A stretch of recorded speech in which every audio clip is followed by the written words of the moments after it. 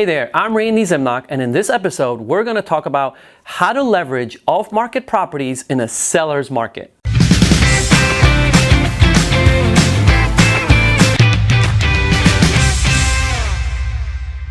If you haven't watched episode 33, I highly encourage you to start there because we're going to continue this 4-part series of how to leverage off-market inventory. And in that episode, I actually break down how to acquire an off-market list and how to, what is the value of it. So start there. However, this episode, we're going to go into how to leverage the off-market list in a seller's market and get into the thinking, the decision-making of the investor in that type of a market, and then how do you communicate the right way to your buyer. So let's start there. So in a seller's market, basically we have low inventory and we have more buyers than what we have available on the market, right? In those situations, appreciation will take place, right?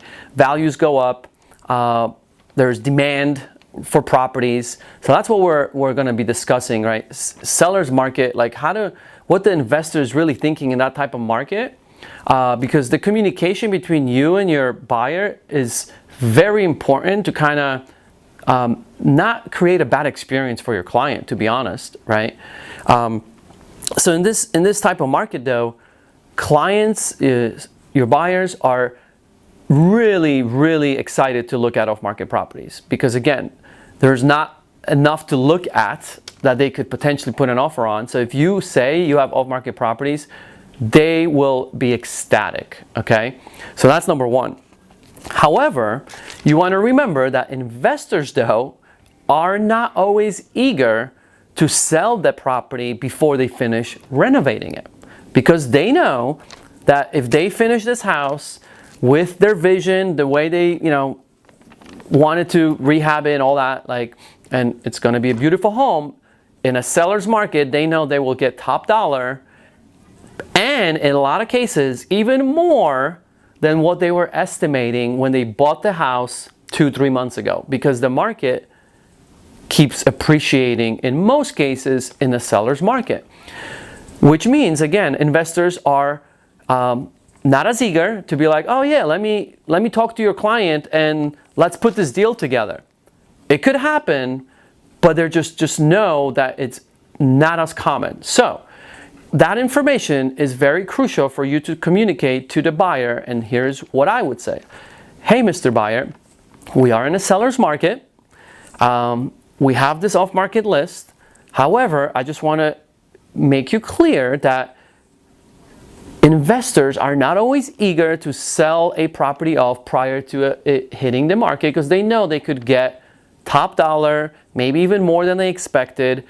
However, what we could do is at least get you in to see this property while it's being potentially renovated, not for you to submit an offer right there and then, because most likely they won't accept it, but for you to see if you would be interested in this property.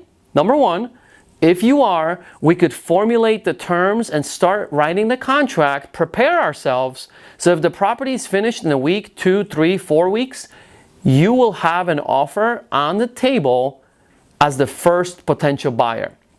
To me, that's important. If I'm an agent working with a buyer and I establish that relationship with the investor, letting them know, hey, I have someone really interested. They love this house. They've seen the property because you let us. They will write an offer the moment you finish. So please, please allow us to be the first one, if we can, to submit the offer.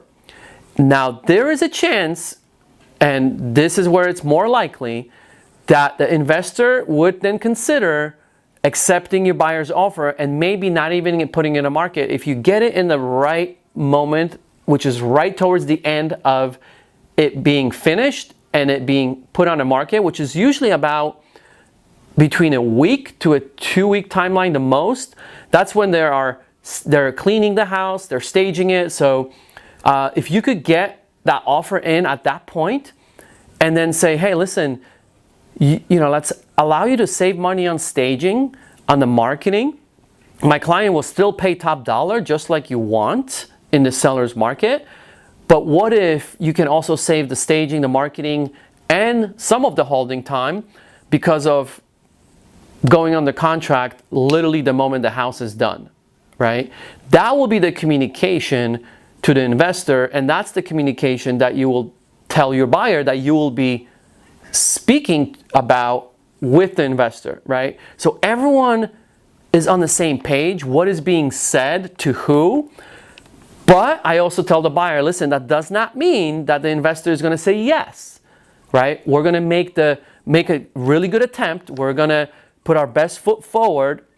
And this is where I leverage the fact that it's a seller's market. I'm going to tell my client, listen, you got to go in with a strong offer, strong deposit, strong terms, right? Because we can't be playing around here, because the seller knows they could put this on the market and get what you're offering and maybe even more. So the chances, again, when you're talking to a buyer, the chances of them buying an off-market property in a seller's market in an as-is condition, as an example, which is possible, it has happened for me in the past, where a buyer bought a house from an investor in as-is condition because it was still mortgageable. In a seller's market, I could tell you that is very rare, right? Because the investor wants to finish the house, put it on the market, get top dollar. While it's under contract, under construction, in that process, it's likely, but it's not as likely, should I say. It could happen, but again, they already started the construction, they're already moving forward, they spent the time on permits. Again, in a seller's market, it's not that likely that they will be eager to work with your buyer's offer. But when they're about to finish and they're at the finish line, like I said, that is the best timing for you to slip your offer in with strong terms and get the investor seller to accept your offer potentially, or at least be the first one on the table when the property hits the market on the MLS, because that's essentially what will happen in most cases, because they want the most exposure, which equals higher price. In the next episode, I'm going to talk about how to do exactly the same thing, which is leveraging your off-market list, but in a buyer's market. Analyzing a property before you buy it is obviously very important. However, what I find that most people just do it wrong. And I know that alone, one mistake could cost you tens and thousands of dollars.